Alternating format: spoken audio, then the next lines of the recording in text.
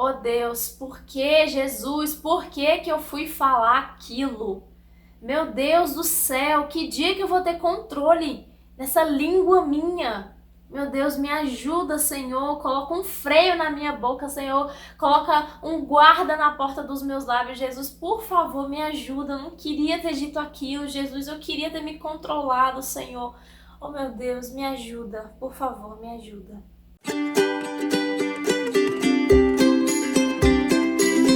Hoje eu quero começar o vídeo te fazendo uma pergunta.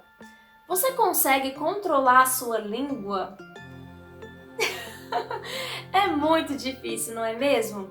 Vocês viram aí no início do vídeo, como que eu comecei o vídeo pedindo a Deus uma ajuda, um socorro. É porque, na verdade, tudo que eu disse no início do vídeo foram orações que eu fiz a Deus.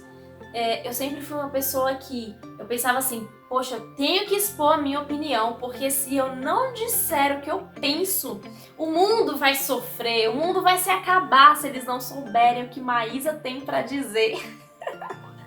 Sabe, quantas vezes eu cheguei em situações, eu me coloquei em situações por conta da minha língua, por conta de coisas que eu disse que eu não deveria ter dito. E uma vez a minha pastora me ensinou, ela disse assim pra mim, Maísa, as palavras não voltam e as palavras são sementes. Então ela dizia assim, que ela preferia guardar a palavra para usar no momento adequado, porque as palavras elas não voltam. Quantas e quantas vezes eu falava alguma coisa e eu via como se as palavras escapassem de mim e eu tentava pegar assim e já era, não tinha mais jeito, já foi. Agora é lidar com as consequências. Eu acredito que muitas pessoas sofrem com isso. Ai, gente, eu sofria demais, eu chorava demais, eu pedia muito ajuda para Deus. Eu falava, Deus, coloca um freio na minha língua, coloca um guarda na porta dos meus lábios, porque eu preciso da sua ajuda. Eu penso assim, que uma árvore, ela não fica se esforçando para dar frutos. Uma árvore, ela não fica, gente, pelo amor de Deus, me molhe aí, porque eu preciso dar fruto. Olha, eu tenho o dia certo para dar fruto, anda, vai, gente, me ajuda. Ela não fica desesperada e histérica para dar frutos. Não, existe o tempo certo, a estação correta e naturalmente aquilo ali vai acontecer. E por que eu estou dizendo isso? Porque muitas vezes a gente precisa daquele fruto do Espírito que é o domínio próprio. Isso mesmo. Então eu comecei a entender que o domínio próprio não era algo que eu tinha que ficar ali, Deus me dá domínio próprio, Senhor. Se eu não tiver domínio próprio, eu vou sair falando, Senhor, me ajuda, eu quero domínio próprio, não sei o quê. E começava a falar sobre isso com Deus. Mas não, domínio próprio é um fruto e é um fruto que vai acontecer naturalmente. E aí, esse fruto sendo natural, como que eu ia conseguir para que eu tivesse esse fruto? Andando com o Espírito. Então eu percebi que se eu pedisse o Espírito para me ensinar, se eu ouvisse mais a Ele, se eu obedecesse a Ele, eu ia começar a ter esse fruto. Porque eu comecei a pedir para Ele me ajudar com isso e eu acredito que Ele viu que era algo que eu tinha realmente uma necessidade de ajuda. Então Ele começou a me ensinar. E Ele ensina para pessoas que estão dispostas a aprender. Então a partir disso eu comecei a entender que eu precisava andar com o Espírito, que eu precisava obedecer aquilo que Ele me ensinava para começar a ter de fato os frutos. Porque não adianta nada, gente, a gente querer algo externo. Não adianta nada eu ficar de frente para uma pessoa, vamos supor, de manhã eu orar e dizer assim, Deus, me dá o fruto do domínio próprio, eu preciso. Aí eu saio na rua e encontro com uma pessoa e a pessoa fala comigo e aí eu tô assim, mas por dentro eu tô uma panela de pressão. Não adianta nada, a ponto de explodir. Não é uma mudança externa, mas é uma mudança interna. É assim que o Espírito trabalha, ele começa a mexer naquela bagunça nossa, né, que tá aqui no nosso interior. Foi assim que eu comecei a me ver. Eu comecei a me ver em situações que eu não tinha mais necessidade de falar, que eu não ficava assim, meu Deus, eu tenho que expor minha opinião. Eu ia pra casa tranquilo, dormir em paz, sabendo que eu não me meti em nenhuma confusão porque eu falei demais. Gente, isso é muito bom, viu? As palavras, elas são sementes. Então, o que nós vamos colher daquilo que nós temos falado? E isso, gente, é tão interessante que Tiago vai dizer no capítulo 3, verso 2, assim: todos nós sempre cometemos erros.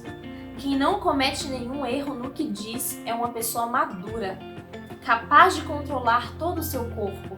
Ele considera uma pessoa madura aquela que sabe controlar o que diz. Olha como isso é importante. E quando a Bíblia dá importância para um assunto, a gente deve se atentar para isso. Essa questão da língua em Provérbios está recheado de passagens que diz para a gente tomar cuidado com a língua, para a gente controlar aquilo que a gente diz. Que uma pessoa que não sabe se controlar, ela é como uma cidade sem muralhas, a pessoa fica sem defesa. E aí, uma pessoa que não sabe controlar o que diz, ela entra em situações ruins. Depois você lê Provérbios para você ver como que é interessante tantas passagens que falam sobre esse assunto. Então a Bíblia ela dá importância para isso, para aquilo que a gente diz. Vocês lembram que eu falei que as palavras elas são sementes? Então, sabe quando o seu filho tá bagunçando muito dentro de casa? Aí você vai e diz assim: ô menino endemoniado, olha, isso aí parece um capeta dentro de casa, eu nunca vi um menino desse jeito. Você está lançando uma semente na vida daquele menino. Quando você agride verbalmente, talvez o seu marido, você começa a falar: ah, você é um homem frouxo. Ah, essa mulher dentro de casa não faz nada. Você está plantando sementes. Então a gente deve se atentar para aquilo que a gente diz. Por quê? A Bíblia mais uma vez vai dizer que a boca fala aquilo que o coração está cheio. Então precisa ser uma mudança interna para realmente a boca falar aquilo que o coração está cheio. Se o seu coração está cheio de ingratidão, de amargura, de raiva, sua boca vai falar aquilo que está dentro de você. Agora, se o seu coração está cheio de paz, de alegria, de amor, de gratidão, o seu coração, a sua boca vai falar isso, aquilo que o seu coração está cheio. Será que quando a gente conversa com as pessoas, elas sentem vida ou elas sentem morte? Você já conversou com uma pessoa que você saiu de lá pesado? Parece que a conversa te pesou, te deu até dor de cabeça por conversar com essa pessoa? Eu já conversei com pessoas assim. É muito ruim. Então você que está me vendo agora, preste muita atenção naquilo que você está dizendo. Naquilo que você diz a respeito de você mesmo. Naquilo que você diz a respeito do seu próximo. Naquilo que você diz dos outros para outras pessoas. Olha, falar uma coisa aqui para vocês. Esse assunto é um assunto muito extenso e muito amplo para falar aqui em apenas poucos minutos e com palavras muito simples. Mas a minha intenção é que você entenda como que isso é importante, como que as nossas palavras são importantes. Talvez você tenha reclamado demais, você tenha entrado em fofocas, em brigas por conta de coisas que saem da sua boca. Tome cuidado com isso. Palavras são sementes e palavras não voltam. Quantos relacionamentos foram quebrados por conta de palavras? Quantas vezes no casamento existem brigas por conta de palavras?